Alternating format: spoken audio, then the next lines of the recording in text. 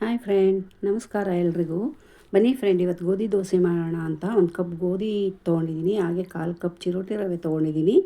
ಹಾಗೆ ರುಚಿಗೆ ತಕ್ಕಷ್ಟು ಉಪ್ಪು ಹಾಕ್ತಾಯಿದ್ದೀನಿ ನೋಡಿ. ಹಾಗೆ ಒಂದು ಸ್ವಲ್ಪ ಸ್ಪೂನ್ ಸಕ್ಕರೆ, ಒಂದು ಅರ್ಧ ಕಪ್ಪಷ್ಟು ಮೊಸರು ತೊಗೊಂಡಿದ್ದೀನಿ. ಇದನ್ನೆಲ್ಲ ಚೆನ್ನಾಗಿ ಮಿಕ್ಸ್ ಮಾಡಿ ಆಮೇಲೆ ನೀರು ಎಷ್ಟು ಬೇಕು ಅಂತ ಹಾಕ್ಕೊಳ್ಳೋಣ. ಚೆನ್ನಾಗಿ ಮಿಕ್ಸ್ ಮಾಡಿ, ನಿಮಗೆ ಈನೋ ಅಥವಾ ಸೋಡಾ ಬೇಕಂದ್ರೆ ಹಾಕ್ಕೊಳ್ಳಿ, ನನಗೆ ಬೇಡ. ನೋಡಿ, ಹಾಕ್ತಾಯಿದ್ದೀನಿ. ನೀರು ಹಾಕಿ ಚೆನ್ನಾಗಿ ಮಿಕ್ಸ್ ಮಾಡಿ, ನಾನು ಒಂದು ಗ್ಲಾಸ್ ಅಷ್ಟು ನೀರು ಹಾಕಿದ್ದೀನಿ, ಅರ್ಧ ಕಪ್ ಮೊಸರು ಹಾಕಿದ್ದೀನಿ. ನೋಡಿ, ಈ ಗ್ಲಾಸಲ್ಲಿ ಒಂದು ಗ್ಲಾಸ್ ನೀರು ಇಡಿಸ್ತು, ಒಂದು ಕಪ್ಪು ಗೋಧಿ ಹಿಟ್ಟು, 1/4 ಕಪ್ಪು ಚಿರೋಟಿ ರವೆ, ಒಂದು 10 ನಿಮಿಷ ನೆನೆಯೋಕ್ಕೆ ಬಿಟ್ಬಿಡಿ. ಇದನ್ನು ಸೈಡ್ಗೆ ಇಟ್ಬಿಡಿ.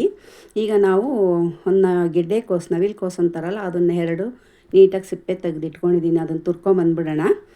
ಒಂದು ಬಾಣಲೆ ಇಟ್ಟು 1-2 ಸ್ಪೂನ್ ಎಣ್ಣೆ ಹಾಕಿ, ಅದು ಎಲ್ಲ ನವಿಲುಕೋಸು ಪಲ್ಯ ಮಾಡ್ಕೊಳ್ಳೋಣ, ಗೆಡ್ಡೆಕೋಸ್ದು. ಈಗ ನಾನು ಎಣ್ಣೆ ಕಾಯ್ದಿದೆ, ಸಾಸಿವೆ ಹಾಕ್ತಾಯಿದ್ದೀನಿ. ನೀವು ಈ ಜಾಗದಲ್ಲಿ ಬೇಕಾದ್ರೆ ಕಡಲೆಬೇಳೆ, ಉದ್ದಿನಬೇಳೆ ಎಲ್ಲ ಹಾಕ್ಕೊಳ್ಳಿ. ನಾನು ಕಡಲೆಬೇಳೆ, ಉದ್ದಿನಬೇಳೆ ಹಾಕಿಲ್ಲ. ನೋಡಿ, ಸಾಸಿವೆ ಚಟಪಟ ಅಂತೂ, ಹಸಿಮೆಣ್ಸಿನ್ಕಾಯಿ, ಕರಿಬೇವಿನ ಸೊಪ್ಪು, ಹಾಗೆ ಒಂದು ಈರುಳ್ಳಿ ಕಟ್ ಮಾಡಿ ಇಟ್ಕೊಂಡಿದೆ. ಈರುಳ್ಳಿ ಎಷ್ಟು ಹಾಕಿದ್ರೂ ತುಂಬ ಚೆನ್ನಾಗಿರುತ್ತೆ ಪಲ್ಯ.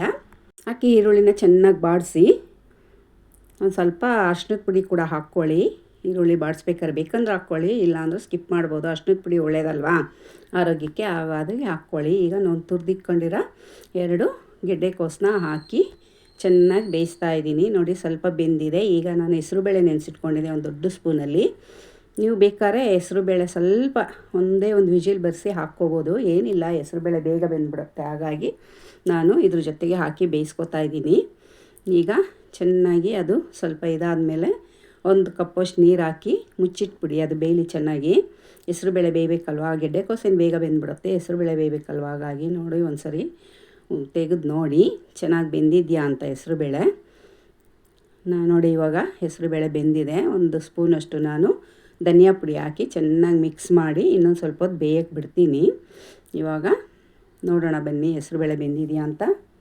ರುಚಿಗೆ ತಕ್ಕಷ್ಟು ಉಪ್ಪು ಹಾಕಿ, ಈಗ ಹೆಸರುಬೇಳೆ ಬೆಂದಿದೆ, ಹಾಗಾಗಿ ರುಚಿಗೆ ತಕ್ಕಷ್ಟು ಉಪ್ಪು ಹಾಕಿ ಇನ್ನೊಂದು ಸ್ವಲ್ಪ ಹೊತ್ತು ಮುಚ್ಚಿಡಿ, ಉಪ್ಪು ಖಾರ ಎಲ್ಲ ಹಿಡೀಲಿ. ನೋಡಿ, ಈಗ ಹೆಸರುಬೇಳೆ ಚೆನ್ನಾಗಿ ಬೆಂದಿದೆ. ಇದಕ್ಕೆ ನಾನು ಒಂದು ಸ್ವಲ್ಪ ಕೊತ್ತಂಬರಿ, ಹಾಗೆ ಹಸಿ ತೆಂಗಿನಕಾಯಿ ತುರಿ ಹಾಕ್ಬಿಟ್ಟು ಮಿಕ್ಸ್ ಮಾಡ್ತೀನಿ, ಮುಚ್ಚಿಟ್ಬಿಡ್ತೀನಿ ಸ್ವಲ್ಪ ಹೊತ್ತು. ನೋಡಿ, ಈಗ ಚೆನ್ನಾಗಿ ಮಿಕ್ಸ್ ಕೊಟ್ಟು ಇದನ್ನು ನಾವು ಗೋಧಿ ದೋಸೆ ಜೊತೆ ಸರ್ವ್ ಮಾಡ್ಕೊಳ್ಳೋಣ. ತುಂಬಾ ಚೆನ್ನಾಗಿತ್ತು ಫ್ರೆಂಡ್, ನೀವು ಒಮ್ಮೆ ಮಾಡಿ ನೋಡಿ. ನಾನು ರಾತ್ರಿ ಊಟಕ್ಕೆ ಮಾಡ್ಕೊಂಡಿದ್ದೆ. ದೋಸೆ ಹಾಕ್ತಾಯಿದ್ದೀನಿ. ಈಗ ದೋಸೆ ಜೊತೆ, ಚಪಾತಿ ಜೊತೆ, ಹಾಗೆ ರೊಟ್ಟಿ ಜೊತೆ ಕೂಡ ಚೆನ್ನಾಗಿರುತ್ತೆ.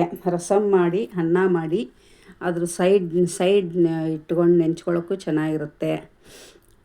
ಯಾವುದಾದ್ರೂ ನೀವು ಬೇಳೆ ತರಕಾರಿ ಹಾಕ್ತೀರಾ, ಸಾಂಬಾರು ಮಾಡ್ತೀರಲ್ಲ, ಅದ್ರ ಜೊತೆ ಕೂಡ ಅನ್ನದ ಜೊತೆ ನೆಂಚ್ಕೊಳ್ಳೋಕೆ ಚೆನ್ನಾಗಿರುತ್ತೆ, ಊಟದ ಜೊತೆ. ತುಂಬಾ ಚೆನ್ನಾಗಿತ್ತು, ನಾನು ಕೂಡ ಮಾಡಿದ್ದೆ. ನೋಡಿ, ಇವಾಗ ಇನ್ನೊಂದು ದೋಸೆ ಹಾಕ್ತಾಯಿದ್ದೀನಿ. ಇನ್ನೊಂದು ದೋಸೆ ಹಾಕಿ ನಾನು ದೋಸೆ ಮತ್ತು ಗೋಧಿ ದೋಸೆ ಮತ್ತು ಇನ್ಸ್ಟೆಂಟಾಗಿ ಮಾಡ್ಕೊಳ್ಳೋ ಅಂಥ ಗೋಧಿ ದೋಸೆ, ಕಾಯೋಗೇ ಇಲ್ಲ. ಇದಕ್ಕೇನು ಅಕ್ಕಿ ಬೇಕಾಗಿಲ್ಲ, ಉದ್ದಿನಬೇಳೆ ಬೇಕಾಗಿಲ್ಲ. ಅವಾಗ ಕಲಸಿ ಆವಾಗ ಮಾಡೋ ಅಂಥ ದೋಸೆ ಇದು. ಆರೋಗ್ಯಕ್ಕೆ ಕೂಡ ಒಳ್ಳೆಯದು. ನೋಡಿ, ಈಗ ನಾನು ದೋಸೆ ಮಾಡಿ ಸರ್ವ್ ಮಾಡ್ತೀನಿ ಬನ್ನಿ. ಓಕೆ ಫ್ರೆಂಡ್, ಯಾರೆಲ್ಲ ನನ್ನ ಚಾನಲ್ನ ಹೊಸ್ದಾಗಿ ನೋಡ್ತಿದ್ದೀರೋ ಪ್ಲೀಸ್ ಸಬ್ಸ್ಕ್ರೈಬ್ ಮಾಡ್ಕೊಂಡು ನೋಡಿ, ಹಾಗೆ ಲೈಕ್ ಮಾಡಿ, ಶೇರ್ ಮಾಡಿ, ಕಮೆಂಟ್ ಮಾಡಿ ಫ್ರೆಂಡ್. ಎಲ್ಲರೂ ನನ್ನ ವಿಡಿಯೋನ ಪೂರ್ತಿ ನೋಡಿ ಅಷ್ಟೇ, ಇನ್ನೇನು ಬೇಡ. ಒಂದು ಲೈಕ್ ಕೊಡಿ, ಕಮೆಂಟ್ ಮೂಲಕ ತಿಳಿಸಿ ನನ್ನ ಈ ರೆಸಿಪಿ ಹೇಗಿತ್ತು ಅಂತ.